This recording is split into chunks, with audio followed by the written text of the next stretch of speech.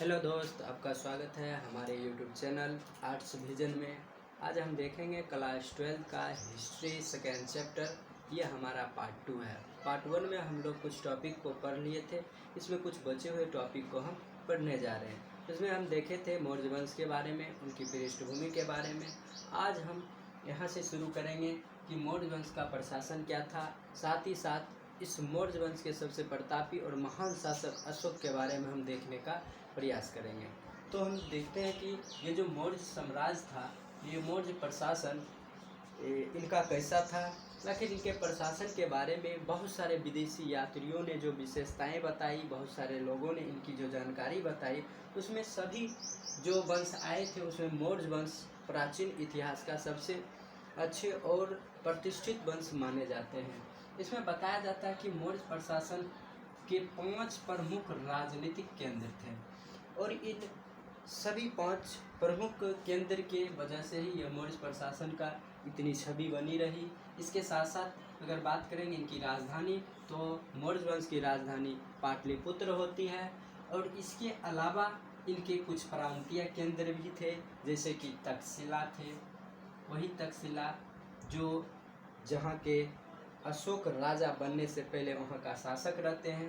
उज्जैन, तोसली, स्वर्णगिरी, ये सब उनके प्रांतीय केंद्र थे। यह स्वर्णगिरी से ये कर्नाटक में पड़ता है और यहाँ पे सोने की खान मौजूद है और यहीं से व्यापार सोने का उस समय होता था।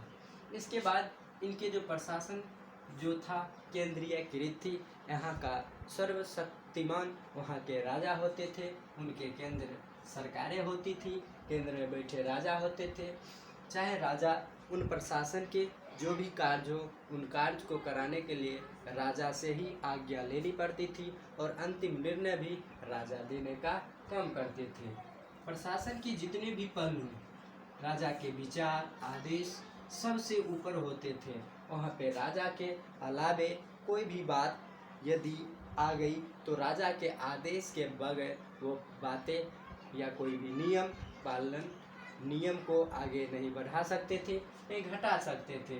जो नियम बनी वो राजा के विचार के हिसाब से, आदेश के हिसाब से ही बना करता था।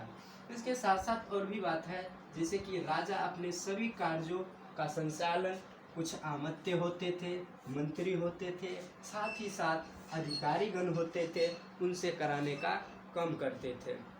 ऐसा नहीं है कि सारे काम को अंतिम निर्णय तक इन्हीं लोगों की वजह से ही चलाया करते थे, तो ऐसा भी नहीं है। जो काम राजा के बाद की बची हुई जो भी काम होती थी वो इन्हीं मंत्रियों के द्वारा चलाया जाता था। लेकिन वहाँ पे भी अधिकार की बात की जाए तो वहाँ पे राजा ही प्रमुख माने जाते थे। छठा जो बिंदु है, इन साम्राज्य के संचालन में भूमि और नदी दोनों मार्गों से व्यापार बिजनेस किया जाता था। वहाँ के आने और जाने का जो माध्यम था, भूमि के माध्यम और नदी दोनों के माध्यम से किया जाता था और वहाँ का व्यापार बिजनेस इन्हीं दोनों रास्ते से प्रमुख माने जाते हैं। और इनकी इन व्यापारिक मार्ग से, ये जो भूमि मार्ग है और नदी मार्ग, इन भूमि मार्ग से जब चलने पर अधिक दूरी तय करनी पड़ती थी, इसे आसानी के लिए नदी मार्ग का चयन किया गया था।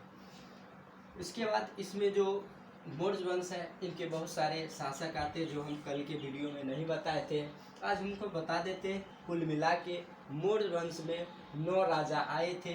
उनमें से सबसे जो शक्तिशाली और ताकतवर राजा होते हैं वो अशोक होते हैं। और इस वंश की जो अशोक शासक होते हैं उन्हीं के बारे में डिटेल में पढ़ने का प्रयास करेंगे। तो इनके जो मौर्य वंश के पहले राजा होते हैं वो चंद्रगुप्त मौर्य होते हैं, जो 322 ईस्वी में से शुरू होती है और 298 ईसा पूर्व के जो कालखंड होते हैं उस समय चंद्रगुप्त मौर्य होते हैं। दूसरा राजा आते हैं, ये बिंदुसार आते हैं। 298 से लेके 271 ईसा पूर्व के जो शासन कालखंड है, इनमें बिंदुसार का शासन रहता है। तीसरा जो शासक आते हैं अशोक आते हैं, उनका जो शासन काल रहता है 269 से 232 ईसा पूर्व तक की शासन काल रहते हैं। चौथा जो राजा आते हैं कुणाल आते हैं, ये 232 से लेके 228 ईसा पूर्व के जो शासन काल होते हैं, इसमें कुणाल शासन करते हैं। अगला आते दशरथ आते हैं। ये 228 में से लेकर 224 तक अपने शासन करने का प्रयास करते हैं। उसके बाद संपर्ति आते हैं, 224 से 215 ईसा पूर्व तक शासन करते हैं। उसके बाद सलीसुक आते हैं, ये 215 से 202 ईसा पूर्व तक शासन करते हैं। उसके आगे देवबर्मन बनते हैं। फिर शतधन्वन बनते हैं, जो बृहदर्थ के पिता होते हैं, और ये बृहदर्थ वो हासिल करते हैं कि इस मौर्य वंश के अंतिम शासक बृहदर्थ को माने जाते हैं। इसके बाद इसी के दरबार में पुष्यमित्र शुंग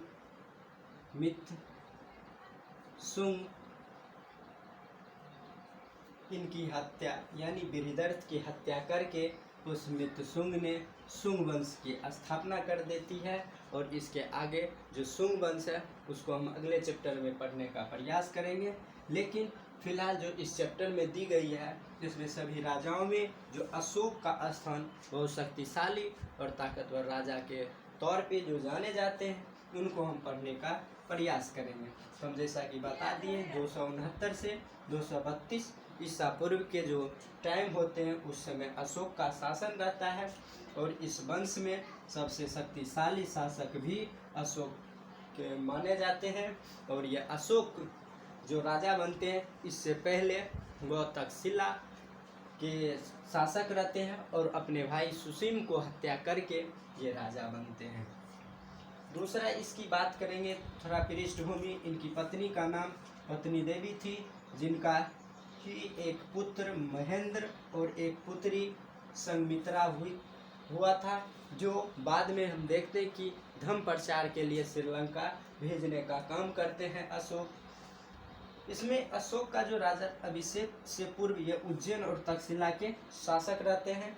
और इन्होंने जो एक काम करवाए थे वो सभी मौर्य वंश में जो शासक आए थे उनसे अलग जाने गए। और इसके साथ साथ प्राचीन वंश में भी जो राजा आए उससे कुछ अलग जो काम करवाए वो काम थे, इन्होंने शिलालेख का निर्माण करवाया और उस पर संदेश जो लिखवाने और खुदवाने का काम किए थे यह अशोक किए थे। उसके बाद अगला